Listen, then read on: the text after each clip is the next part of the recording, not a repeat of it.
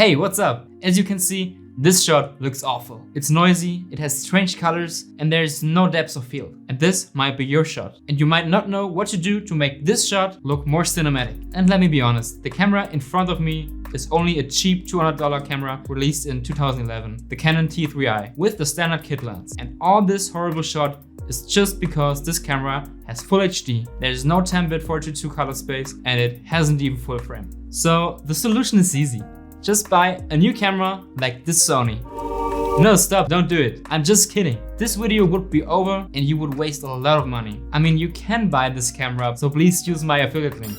But if you can't tell me why this shot looks horrible, this video is exactly for you. I built in a ton of beginner mistakes in lighting and camera settings that make this shot so bad. Let me explain to you how to make your cheap camera, no matter which one, look cinematic like this.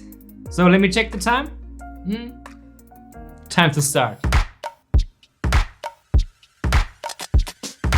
My name is Fabian. I'm a full-time filmmaker based in Germany, and I've been working in the industry for years now. I shot and edited tons of videos like feature films, documentaries, music videos, and corporate stuff. When I started out nearly 10 years ago, my first camera was this bad boy I'm currently shooting at, the Canon T3i or 600D as we call it in Europe. Big thanks to my mom who borrowed it to me because I gave it to her back then when I switched over to Sony. As I just mentioned Sony, at the end of this video I will give you an interesting camera comparison between the new Sony flagship, the a7 IV, versus this over 10-year-old $200 Canon. Will there be any noticeable difference?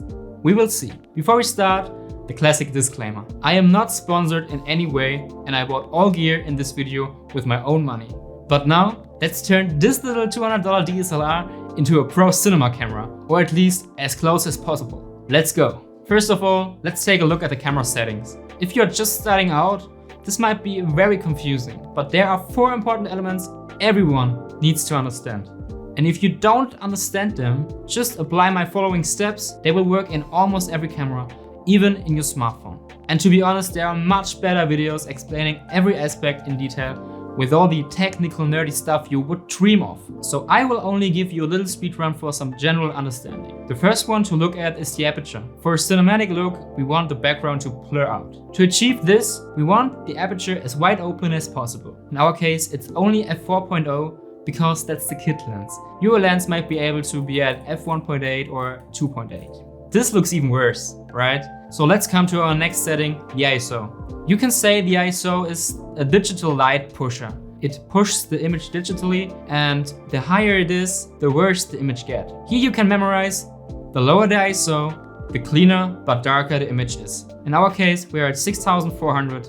Let's turn it all the way down to 100. Now you can see it looks much better, but if you still think your image is a little too dark, try to tweak your light first so your image won't get worse. So I just gave my key light a little bit more intensity, so this looks quite good. Let's come to the next setting, shutter speed. When you film, you always put your shutter speed double the amount of the frame rate. In my case, I'm filming at 25 frames per second, so I will set the shutter speed to 150. When you are shooting 24 frames and there is no 148, just set it to the next shutter speed possible, like 150. When you are shooting 30 FPS, for example, set it to 160. And now we're coming to the last of the 4 settings we need to know, the white balance. With the white balance, we make white look white, black look black, and every color in between as well. To set your white balance, your camera might have different settings as mine. Sometimes you can set a custom white balance with a white sheet of paper, or you can use presets like sunlight, cloudy, or tungsten. In some better cameras, you also have the ability to set the color temperature manually, which is measured in Kelvin. Here is a little overview. In my case, I'm just putting the settings of the white balance to sunlight because my key light is also set to sunlight. Well, that already did a huge difference and the colors look very accurate now. Now the camera has perfect settings and we can step over to lighting. To dive even deeper into the settings of the Canon T3i, you can take a look at the color profile settings. And if you totally want to go crazy and turn your Canon into a full cinema cam, take a look at Magic Lantern. I will link it down in the description. It will give you features like audio volume, focus peaking, zebra, and even raw shooting. It's amazing to get raw shooting at a camera in this price range. But be careful, it's a third-party tool and it may break your camera. Do it only at your own risk, but for myself, I never had problems. Now let's take a look at lighting. You might have heard of 3-point lighting: key light, fill light, and rim light. That's exactly what we are doing now. First, the key light. For me, it looks way too hard on my face. Look at the shadow of my finger on my face or my nose shadow on this side. Let me give you a super quick light lesson. So, light can be hard and soft. Hard light will cast hard shadows. That means you can see the shape of the subject the shadow is drawing. That comes from small light sources like the sun. Yes, I know the sun is very big, but it's so far away that it is relatively small from our perspective. If you would bring the sun closer, way closer to the Earth, it would get much bigger and softer, as well as everything else when it starts to melt because of the heat. Well, never mind. On the other side, soft light is exactly the opposite. Here, you can't really tell what subject the shadow comes from. Soft light comes from huge light sources, like big clouds, which are lighted by the sun from behind. And now I will give you a secret. Soft light is exactly that light that makes the face look good. There are also different light colors. Daylight is usually called at 5600 Kelvin, and tungsten bulbs, for example, in my background are called at 3200 Kelvin. That's everything about light we need to know for now. Class dismissed. So to get rid of these hard shadows of my key light, we either could move the light close to my face, or we need to bring in some clouds in front of our little sun. We can't move the light closer to my face because it would come into frame. So let's bring in some clouds, or as we usually call it, diffusion. You can literally use everything as diffusion. Either you bounce the light or you can light through it. There are curtains, playing kits, styropor, or professional gear like softboxes, special diffusion material, or this one. This is a 5-in-1 reflector you can get in different sizes for around 10 to 20 bucks. By the way, all gear linked down in the description. For my key light, we will use a little softbox. It's not that big, but it makes it very soft and it comes with the light, so we will just use this for now. We also want to move the light slightly to the side in a 45-degree angle and also in a 45-degree angle from the top. So we get the most flattering shadows on this side and the cheek of my face. As you can see, the shadows on my face look way more flattering, and there are no hard shadows anymore. You can make this even softer when you bounce from styropor, which you can get for $2 from every hardware store. But for me, this side of my face is still way too bright. And that's because I still have turned on my desk lamps. So let's turn them off. That already looks pretty good. But as you can see now, I'm kinda disappearing into the background. There's not much depth and separation, even though I have these practicals behind me and a relatively bright shirt. So let's bring in a rim light to give me a nice edge and separate me from the background. I love this step because this turns on so much cinematic mode. We can do this by placing this little nanlight LED right out of frame on the shadow side of my face. This one is a little more expensive for around 120 bucks. But it's such a nice light and you can just place it anywhere on metal because it has magnets in it. To avoid spilling of the light, we can put this grid on, which you can buy for a few bucks as an accessory for this light.